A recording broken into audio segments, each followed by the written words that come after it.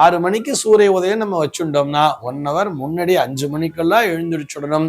எழுந்திரிச்சுதான் நம்ம காலை கடன்கள் எல்லாம் முடிச்சுட்டு குளிச்சு முடிச்சுட்டு அழகா போய் சூரிய நமஸ்காரத்தை பண்ணணும். சூரிய உதயத்திற்கு முன்னதாகவே என்ன அர்த்தம்?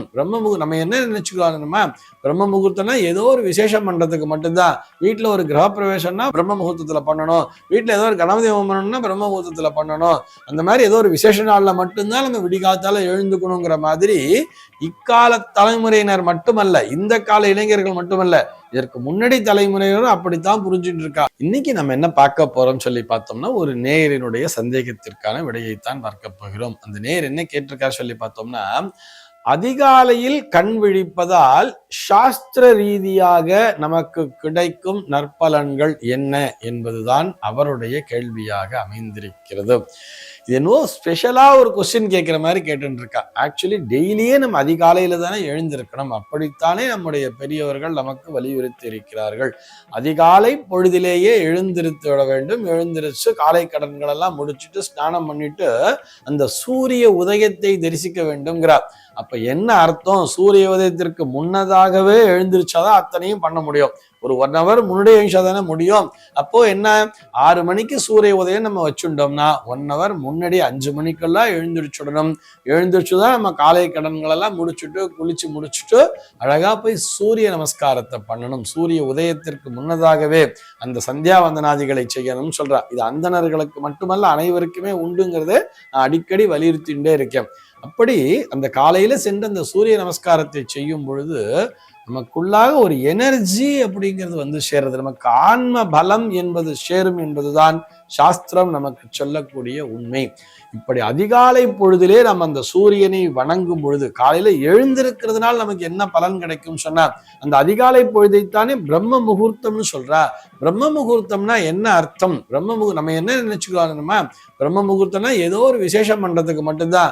வீட்டுல ஒரு கிரக பிரவேசம்னா பிரம்ம முகூர்த்தத்துல பண்ணணும், வீட்டுல ஏதோ ஒரு கணபதி ஹோமம் பண்ணணும்னா பிரம்ம முகூர்த்தத்துல பண்ணணும், அந்த மாதிரி ஏதோ ஒரு விசேஷ நாள்ல மட்டும்தான் நம்ம விடிகாத்தால எழுந்துக்கணுங்கிற மாதிரி இக்கால தலைமுறையினர் மட்டுமல்ல, இந்த கால இளைஞர்கள் மட்டுமல்ல, இதற்கு முன்னாடி தலைமுறையினரும் அப்படித்தான் புரிஞ்சுட்டு இருக்கா. ஒரு 40 வயசு 50 வயசுல இருக்கா கூட அப்படித்தான் புரிஞ்சுட்டு இருக்கா.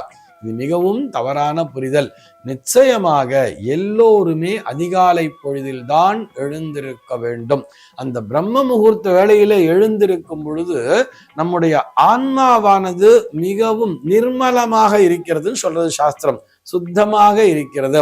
அப்படியே சுத்தமாக இருக்கக்கூடிய நேரத்திலே நம்ம ஒண்ணுமே இல்லை. குழந்தைகளுக்கு எல்லாம் சொல்லுவா தெரியுமா, ஸ்கூல் படிக்கிற குழந்தைகளுக்குலாம் ஒரு குவார்டர்லி எக்ஸாம் வர்றது, ஒரு மந்த்லி டெஸ்ட் வர்றதுன்னா கூட 4 மணிக்கெல்லாம் எழுச்சி உட்காந்து படின்னு ஏன் சொல்றா? அந்த நேரத்திலே நாம் பார்க்கின்ற விஷயங்கள், நாம் படிக்கின்ற விஷயங்கள் அத்தனையும் மனதிலே ஆழ பதிந்து விடும். இதைத்தான் நம்முடைய சாஸ்திரமானது அப்படி வலியுறுத்தி சொல்கிறது.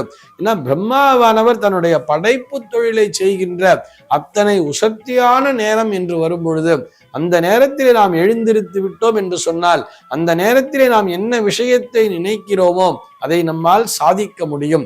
இந்த விஷயத்தை நாம் பண்ணணும்னு சொல்லிட்டு அதற்கான திட்டமிடுதல்ல இறங்குறோம் இல்லையா, அந்த நேரத்திலே திட்டமிடக்கூடிய விஷயங்கள் மிக சரியானதாக அமைந்து விடும்னு சொல்றார். அதனாலதான் ராத்திரியில் நம்ம எவ்வளவு லேட்டா படுத்தாலும் சரி, அவசியம் அதிகாலை பொழுதிலே எழுந்திருத்து விட வேண்டும். அதிலே எந்த விதமான சந்தேகமும் இல்லை. இதைத்தான் நம்முடைய சாஸ்திரமானது மீண்டும் மீண்டும் மீண்டும் வலியுறுத்தி சொல்கிறது. ரீசன் என்ன சார், சாஸ்திர ரீதியா நீங்க சொல்லுங்க அப்படின்னு சொன்னா, அது பிரம்ம முகூர்த்த நேரம், நிர்மலமான நேரம் சொல்றார். அந்த நேரத்திலே எந்த விதமான குற்றம் குறைகள் எதுவுமே இருக்காது. அப்படி ஏதேனும் நம்ம எரியாமல் குற்றம் குறைகள் அந்த நேரத்திலே கலக்கிறது என்று சொன்னால் கூட, அங்கே உதிக்கின்ற சூரியன்கிறது இருக்குல்ல, அந்த சூரியனுடைய அந்த கதிர்கள் பட்டு அந்த நெகட்டிவ் எனர்ஜி எல்லாம் அங்கிருந்து ஓடி போயிடும் சொல்றா. எதுவுமே எதிர்மறையான சக்திகள் அனைத்தும் காணாமல் போய்விடும். நேர்மறையான சக்திகள் மட்டுமே நம்மை வந்து சேரும். அதை கொண்டு வந்து சேர்க்கின்ற பணியை அந்த சூரியனுடைய கதிர்களானது செய்கிறது. அதனாலதான் ஏர்லி மார்னிங் எழுந்திருக்கிறது நல்லது, ஏர்லி மார்னிங் எழுந்திருக்கிறது நல்லதுன்னு சொல்றார். இப்ப இங்க நமக்கு ஒரு சந்தேகம் வரும், சார் பகல் முழுக்க சூரியன் இருக்கார், அப்ப பகல் முழுக்க அவர் அந்த ரேஸை கொண்டு வந்து கொடுக்க மாட்டாரா? அவர் வந்து நல்ல விஷயத்த கொண்டு வந்து கொடுக்க மாட்டாரா? ஏன்னா அவர் 10 மணிக்கு எழுந்தாருன்னு அப்பயும் தானே சூரியன் இருக்கு, அப்ப போய் நான் சூரியனை பாக்குறேன், அப்ப சூரியனுடைய கதிர்கள் படும் பொழுது அப்ப அந்த நேர்மறையான சக்தி என்னிடம் வந்து சேராதான்னு சொல்லிட்டு நமக்கு சந்தேகம் வரலாம். இதுதான் இங்கே இல்லை. நம்முடைய சாஸ்திரம் நமக்கு சொல்வது என்பது அதிகாலை பொழுதிற்கு மட்டும்தான். மாத்தியான்னிகம் என்பது வேறு. அதே மாதிரி சாயங்கால சூரிய அஸ்தமிக்கிறதுக்கு இருக்கு இல்லையா, அந்த நேரம் என்பது வேறு. ஒவ்வொரு நேரத்திற்கு ஒவ்வொரு விதமான சக்தி என்பது இருக்கும். இந்த 3 வேளைகளிலே அந்த காலை பொழுதிலே கிடைக்கக்கூடிய சக்தி தான் அனைவருக்குமே உகந்தது அப்படின்னு சொல்றா. ரொம்ப எனர்ஜிக்கலான டைம். அந்த டைம்ல நம்ம ஒரு விஷயத்தை பார்க்கும் பொழுது அப்படியே நம்முடைய மனதிலே ஆழ பதிந்து விடும். அந்த திட்டமிடுதல் ஒன்று சொன்னோம் இல்லையா, அந்த நேரத்துல நம்ம ஒரு பிளான் பண்ணும் பொழுது அந்த பிளானை கரெக்டா நம்மளால இம்ப்ளிமெண்ட் பண்ண முடியும். ஏன்னா அந்த நேரத்துல செய்யக்கூடிய செயல்கள் நிச்சயமாக தவறாகாதுன்னே சொல்றாரு, தவறி விடாது. அந்த நேரத்திலே அவசியம் எழுந்திருத்து பாருங்கள், அதற்கான பலனை நீங்கள் அனுபவித்து உணர்வீர்கள். சர்வே ஜனாஹ சுகினோ பவந்து.